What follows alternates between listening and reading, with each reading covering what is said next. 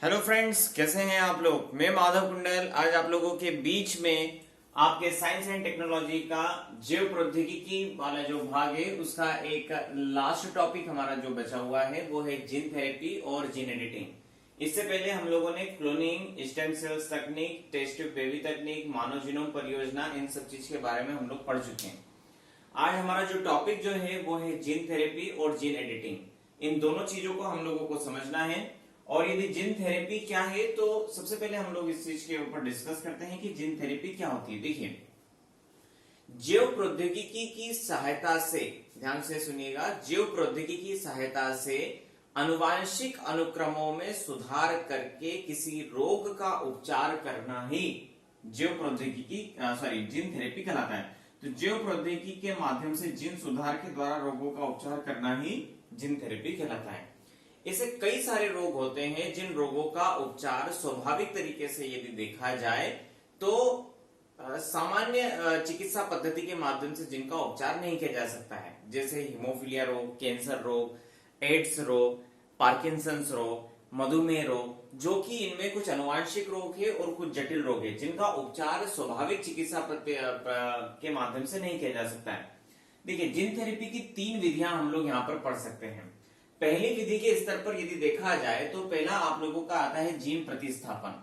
Gene प्रतिस्थापन का मतलब ही होता है कि विकृत जीन के स्थान पर किसी नए जीन को लेकर आना, तो वो कहलाता है आप लोगों का जीन प्रतिस्थापन। अर्थात यहाँ पर जीन एडिटिंग तकनीक के माध्यम से विकृत जीन को हटाया जाता है और एक नए जीन को उस पर प्रतिस्थापित किया जाता है। जीन सुधार का मतलब क्या होता है, जो विकृत जीन है उसी को आणविक स्तर पर उसको सुधार, एटॉमिक स्तर पर उसमें सुधार करके नए जीन या फिर उसी जीन को सुधार करके एक नई प्रक्रिया में शामिल करना, ये कहलाता है जीन सुधार। जीन ऑगमेंटेशन के अंतर्गत क्या होता है, जो ऑलरेडी आप लोगों का विकृत जीन है उसके साथ में एक स्वस्थ जीन को भी इसमें शामिल कर देना, जिसे हम लोग कहते हैं जीन ऑगमेंटेशन। देखिए, हम लोगों ने डीएनए और जीन के बारे में काफी कुछ हम लोगों ने अपनी क्लास की शुरुआत में क्लोनिंग के समय पर ही हम लोगों ने इसको समझा था।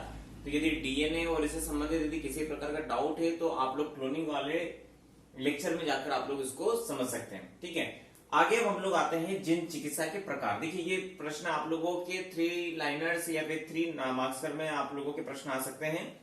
जर्म लाइन जीन चिकित्सा और काय जीन चिकित्सा, इसको समझिएगा।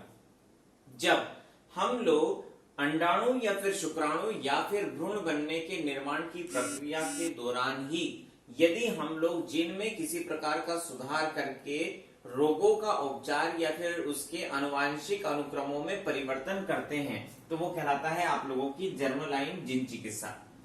जबकि काय जीन चिकित्सा क्या कहलाती है, जब हम लोग किसी शरीर की कोशिका के अंदर अर्थात किसी वयस्क कोशिका के अंदर जीन थेरेपी करते हैं तो वो कहलाता है आप लोगों का सोमेटिक जीन थेरेपी या फिर काय जीन चिकित्सा। ध्यान रखिएगा कि विभिन्न प्रकार के नैतिक मुद्दों और मानवता को ध्यान में रखते हुए अधिकांश जगह पर अभी जर्म लाइन जीन चिकित्सा को बैन किया गया है, लेकिन काय जीन चिकित्सा को बंद नहीं किया गया है, क्योंकि इसमें भविष्य की पीढ़ियों या फिर भावी पीढ़ियों को ध्यान में रखकर इस चीज को अभी प्रतिबंधित किया। लेकिन ये वाली जो चीज है, इस एडिटिंग को हम लोगों ने अभी स्वीकार कर रखा है। अब हम लोग बात करते हैं कि जीन एडिटिंग एवं क्रिस्पर Cas9 क्या है। देखिए, जीन एडिटिंग मतलब यही होता है कि आपके आनुवांशिक अनुक्रमों में किसी विशिष्ट स्थान पर जहां पर हम लोग सुधार करना चाहते हैं उस जीन पर जाकर हम लोग उसको सुधार करते हैं, तो वो कहलाता है आप लोगों का जीन एडिटिंग। और क्रिस्पर Cas9 क्या है, तो बेसिकली क्रिस्पर Cas9 वह तकनीक है जिसके माध्यम से जीन एडिटिंग को किया जाता है। और क्रिस्पर Cas9 का फुल फॉर्म क्या है, यहाँ पर आप लोग देख सकते हैं, क्लस्टरेटेड रेगुलरली इंटरस्पेस्ड शॉर्ट प्लेंड्रोमिक रिपीट्स। अर्थात यहां पर आप लोग देख सकते हैं कि यहां पर 2 महत्वपूर्ण चीजें हैं, एक है Cas9 और एक जीआरएनए। Cas9 वह चीज है जो कि एक आणविक कैंची की तरह, एक एंजाइम है जो कि आणविक कैंची की तरह कार्य करता है। जिस विशिष्ट स्थान पर, विशिष्ट स्थान मतलब कहां पर, किसी डीएनए के उस विशिष्ट स्थान पर जहां पर हम लोग परिवर्तन करना चाहते हैं उसको स्पेसिफाई किया जाता है, और उसको स्पेसिफाई करने के बाद में उसको कट करने का काम जो करता है वो Cas9 करता है। जबकि जीआरएनए उस विशिष्ट स्थान के साथ में संलग्न हो जाता है, और ये जीआरएनए आप लोगों के डीएनए से संबंधित होता है, उससे जुड़कर उस विशिष्ट स्थान को वहां पर उसके साथ में संलग्न हो जाता है और जब हम लोग Cas9 एंजाइम्स का उपयोग करके एवं जीआरएनए का उपयोग करके हम लोग क्या करते हैं, उस स्थान से जो भी हम लोगों को हटाना है, अर्थात कट कॉपी पेस्ट एक तरीके से हम लोग बोल सकते हैं कि वहां से हम लोग जो विशिष्ट डीएनए को हम लोग हटाना चाहते हैं, उस विशिष्ट डीएनए अनुक्रम को जो हटाना चाहते हैं उसको हम लोग हटाते हैं और उसकी जगह पर एक विशिष्ट नए डीएनए को हम लोग वहां पर शामिल कर देते हैं। तो ये तकनीक कहलाती है आप लोगों की CRISPR-Cas9 तकनीक। अब हम लोग बात करते हैं कुछ ऐसे मुद्दे जो कि जीन थेरेपी, जीन एडिटिंग, इन संबंधित आप लोगों के प्रश्न उठते हैं। देखिए हमेशा ध्यान रखिएगा कि जैव चिकित्सा ही नहीं बल्कि जब जब भी हम लोग यदि कुछ ऐसी चिकित्सा के पद्धति या फिर अन्य चिकित्सा पद्धति के अलावा यदि हम लोग किसी अन्य टेक्नोलॉजी के ऊपर भी बात करते हैं तो आमतौर पर जब भी कोई नई टेक्नोलॉजी आती है तो उसके ऊपर नैतिक प्रश्न और इस प्रकार के प्रश्न बनना स्वाभाविक है। लेकिन यदि हम लोग इसका एक कंक्लूजन के स्तर पर बात करें तो किसी भी तकनीक को अपनाने से पहले कुछ विचारणीय जो प्रश्न होते हैं वो ये होते हैं कि यदि हम लोग नैतिक प्रश्नों और मानवता को ध्यान में रखकर एवं पर्यावरणीय मुद्दों को ध्यान में रखकर यदि किसी भी टेक्नोलॉजी को अपनाते हैं तो वो हानिकारक नहीं है। लेकिन जीन एडिटिंग के लिए भी आप लोगों के कुछ मुद्दे जो बनते हैं वो हम लोग देख सकते हैं। इस प्रकार के हम लोगों ने पिछले लेक्चर्स में भी हम लोगों ने डिस्कस करे हैं। तो मानव भ्रूण में जोड़ तोड़ की एक नैतिक आशंका, इसको मैंने आप लोगों को प्लेनली भी क्लोनिंग और इन सब चीजों में बता रखा है कि एक इसकी भविष्य की संभावना बनती है कि डिजाइनर बेबी नाम का कंसेप्ट आप लोगों का लगना शुरू हो जाएगा, जिसमें पेरेंट्स ये चाहेंगे कि इस प्रकार का बच्चा हो जो एक विशिष्ट अनुवांशिक या फिर जीन पर आधारित हो, जो कि ज्यादा उसके अनुसार अपनी आशाओं के अनुरूप हो।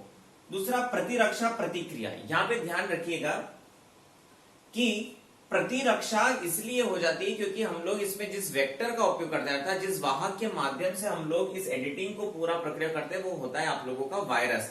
और ये वायरस जो जब भी आपके शरीर के अंदर जाएंगे तो एक स्वाभाविक रूप से प्रतिरक्षा होती है, तो इसके कारण कई बार इसका फेल्योर्स हो सकता है। विषाणु वेक्टर के साथ में समस्याएं, ये समस्या होती है कि यदि हम लोग किसी विषाणु के माध्यम से एडिटिंग कर रहे हैं तो एक स्वाभाविक सी बात है कि वो आप लोगों के शरीर के अंदर कई प्रकार की समस्या क्रिएट कर सकता है। कैंसर उभरने का, क्योंकि जब हम लोग म्यूटेशन की प्रक्रिया को करते हैं तो इसकी संभावना बनी रहती है कि हम लोग डीएनए के अनुक्रम में परिवर्तन करने के दौरान यदि किसी अलग जगह पर जाकर परिवर्तन हो जाता है तो एक म्यूटेशन की प्रक्रिया के माध्यम से कैंसर उभरने की संभावना होती है। तो इस प्रकार से हम लोगों ने जैव प्रौद्योगिकी के अंतर्गत स्वास्थ्य एवं चिकित्सा के क्षेत्र के अंतर्गत विभिन्न प्रकार की टेक्नोलॉजी को समझा, जैसे आपके क्लोनिंग, स्टेम सेल्स तकनीक, आईवीएफ तकनीक, मानव जीनोम परियोजना, उसके बाद में जीन थेरेपी, जीन एडिटिंग आदि आदि।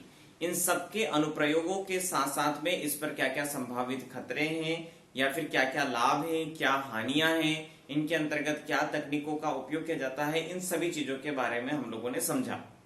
यदि इससे संबंधित किसी भी प्रकार के मेंस के प्रश्न के बारे में यदि आप लोग देखना चाहते हैं तो आप फर्स्ट लेक्चर्स के अंतर्गत जाइए, जहां पर इंट्रोडक्टरी लेक्चर के दौरान ही मैंने जितने भी टॉपिक है उस पर जो भी संभावित प्रश्न मेंस के हिसाब से हो सकते हैं वो मैंने आपको बताए।